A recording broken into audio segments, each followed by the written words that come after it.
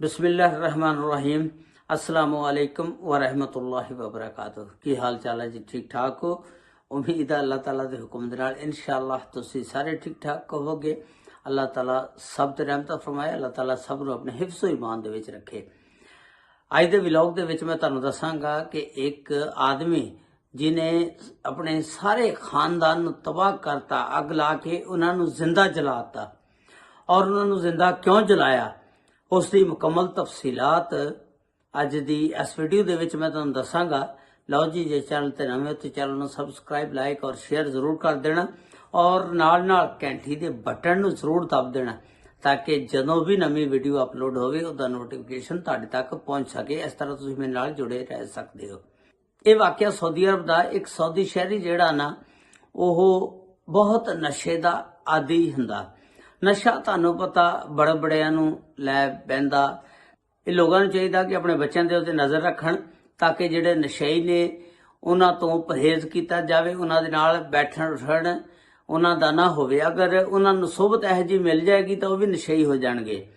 ते सऊदी शहरी जिहड़ा आ, इस सऊदी शहरी दा नाम हुंदा महंद बिन ज़हीर बिन अलीउल मौला ते इहदे वालिद दा नाम हुंदा अली अल मौला। इहदी वालदा दा नाम हुंदा सदीका बिनत हुसैन आले दरवेश ते इहदी भैन दा नाम हुंदा अकीला ते इहदे भरा दा नाम हुंदा मुहम्मद।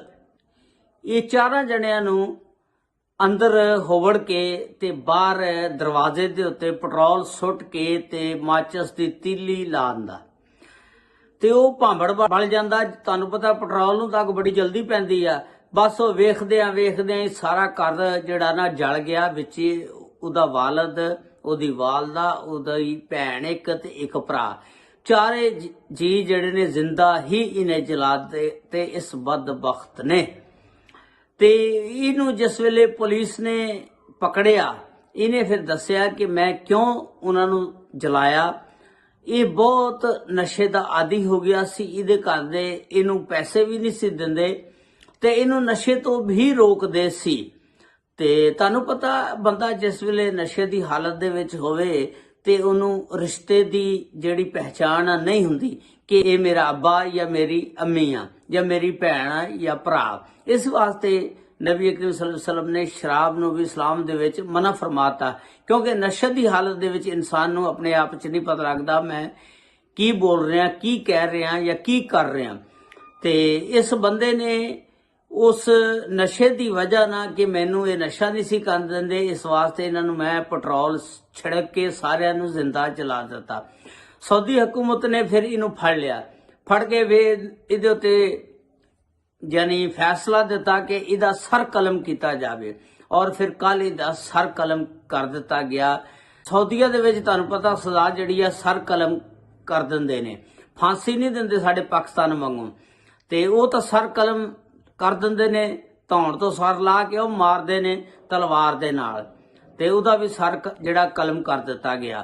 ते इस तरह की सजा इस तरह के बंदे नूं मिलनी चाहिए। सऊदी अरब दे विच तां नाले फिर माफी नहीं ना हैगी ते सऊदी हुकूमत जिहड़ी आ इस मनशियात दे बड़ी दुआले हुई आ।